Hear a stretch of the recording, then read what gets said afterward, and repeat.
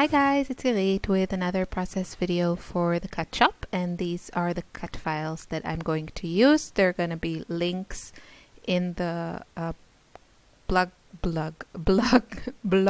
post and hopefully in the description box below this video.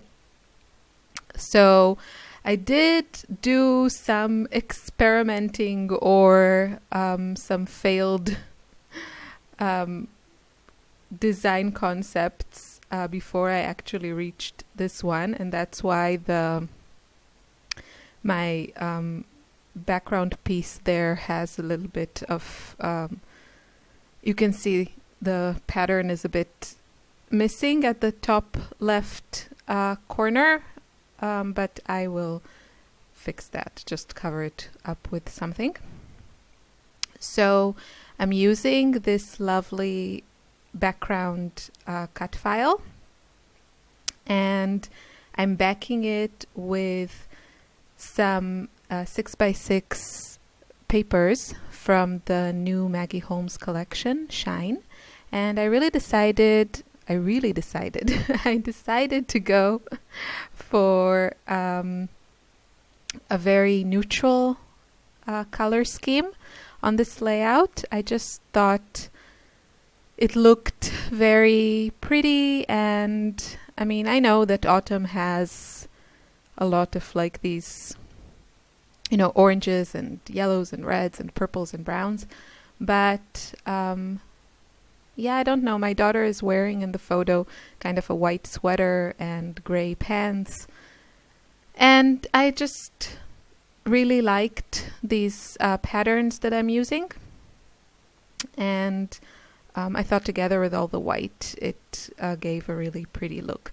So I'm just cutting a bit my pattern paper so it doesn't show through the background cut file when I adhere different pieces of paper. So that's what I'm doing now. And there's the last pattern I'm going to add there is a music sheet, and I think it's going to end up on the side, and to be honest, it doesn't really bother me, but if it's something that bothers you, then just pay attention how you cut your paper, just so you get it in the right direction. And I'm using some washi tape that I don't really like to adhere the pieces. It just makes it a little bit easier because of all the little holes that there are. And the title I'm going to use is Sweater Weather. You can see it there at the top right, and it's from the Fall Finds cut file, which has a bunch of borders and the sweater weather. I really like that file. I think it has a lot of options in it. And if you check the Cut Shop blog, you can see many more examples of how to use that cut file. So I really like cut files that are like that. I mean, I think background cut files are also very versatile because you can cut them out of cardstock or pattern paper, use them whole or just half like I did here. My strip is 6 inches by 12. I think it's 6. Yeah, looks like 6.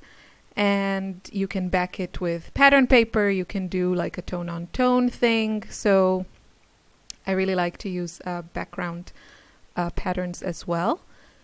You can use it as a stencil, which is something I've done in the past. And yeah, I think that's a really great way, you know, to stretch your cut files. So what I'm doing now is I wasn't sure if my title was going to end up on pattern paper or white cardstock. I think at this point I thought it was going to be white on white.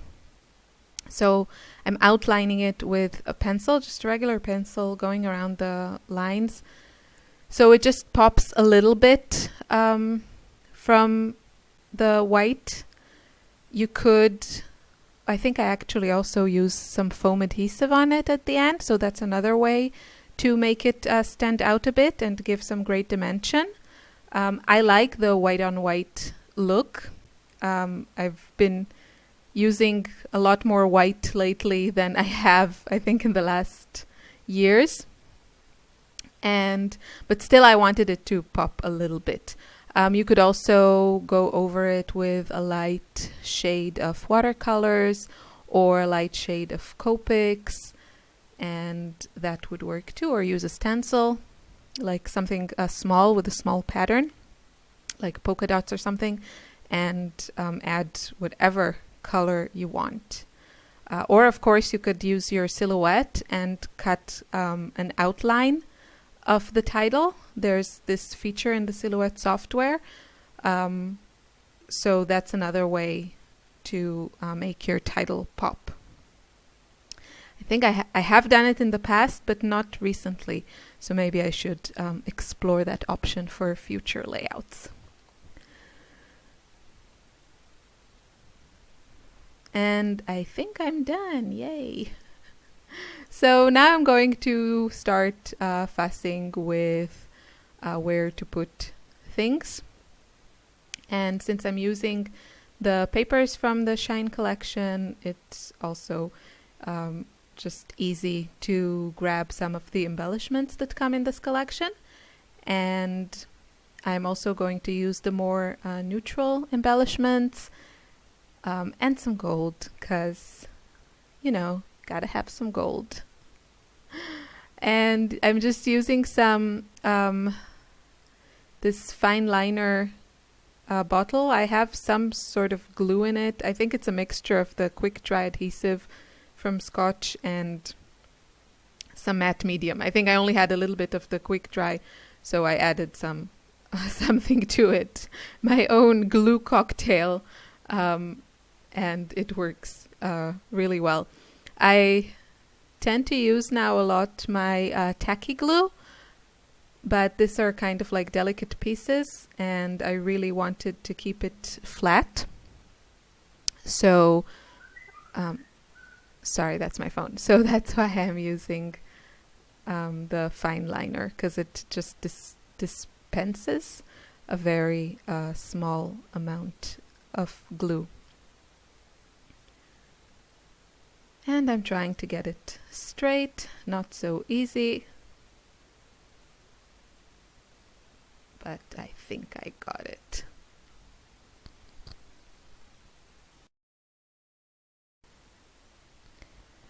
So I'm just going to speed it up a little bit here, because I'm just backing my photo with some pattern paper. And what's nice about the 6x6 paper pad is that you get a lot of patterns, and they're just perfect for layering behind your photo or just on your layout. And I'm staying with the whole, I guess, kind of monochromatic color scheme. That's before I add all the gold. And I thought it was a little bit too white, so I wanted to add a little bit more pattern, and I decided to go for, I'm going to try a couple of things, but I end up going back to that gray kind of, yeah, this pattern,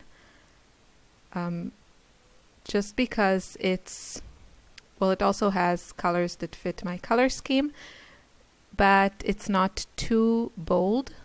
The gray is, yeah, kind of light, I guess.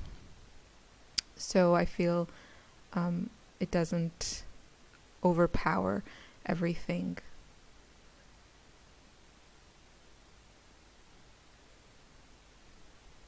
And now I'm going to fuss around with where to put my title. And I have, I think, the same like 3 basic ideas, either to put that at the top or on one side or on the other side, and I'm just going to go back and forth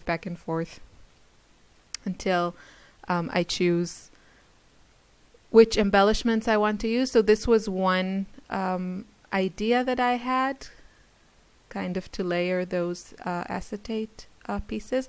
And I really like how that looks, kind of like a word collage type of thing. Maybe I'll do that on another layout.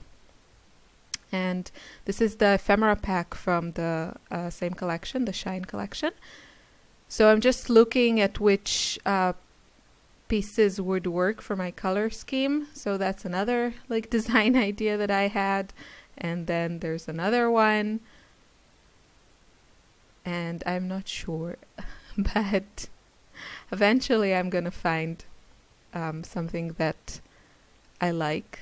So I'm looking at the chipboard sheet, and I love this huge floral. It's kind of cream with like glittered gold accents, and these chipboard pieces are pretty sticky, and I still want the flexibility of just moving it around a bit and playing with the design.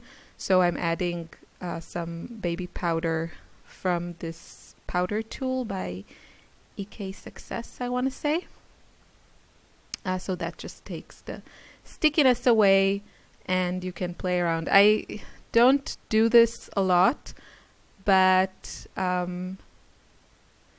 yeah, when I'm really not sure, it's just a good way to, not commit and keep all your options open. So now I'm thinking maybe I'm going to use the frames, and I will end up going with that concept. I find that frames are sometimes the harder pieces for me to use. They are quite versatile, actually. You can back them with photos, pattern paper, or just add them as a decorative element on your layout. But I don't know, for me, things like florals and the little bits and pieces are a lot easier to use. And you can see that I really don't know what I'm doing at this stage. I thought that looked actually pretty nice, the big frame, but I am not going to go in that direction. I'm going to end up using a couple of the frames as I guess a nesting place for some other embellishments, like that big floral, and then I'm going to add a butterfly. And since I still wanted them to look a bit more separate from the background, I also added some pattern paper to back them up, the frames, I mean, just so there's not so much mess going on behind them. Like you see now the frame, you can see some of the background die cut piece and some of the different patterns, and it's just, I feel it's too distracting. So that's already a lot better, just with one pattern behind the frame. But I am going to add some, that actually looks good. But I'm going to go in a bit a different direction. So I'm going back to the 6x6 paper pad, and I'm going to add some pattern paper behind the frames. And soon you can see the finished layout with some still photos. Yes, I decided I prefer the butterfly to the other piece. And yeah, these are just two cute photos of my daughter. She had these really pretty braids in her hair. I can't remember if I made it or her great aunt made it. I'm not sure, but we had to document it. She's very much into, taking photos of the little details. So I'm proud of myself. Hopefully it's my good influence as a scrapbooker. And yes, I played for a little bit with the idea of just changing the directions. That's something I do if something is not working for me, and I just start turning the page. But this was not working for me even more. So I go back to the original plan. And that's it. You can see the pattern paper behind my frames. I hope you enjoyed the video. Have a lovely day. Bye.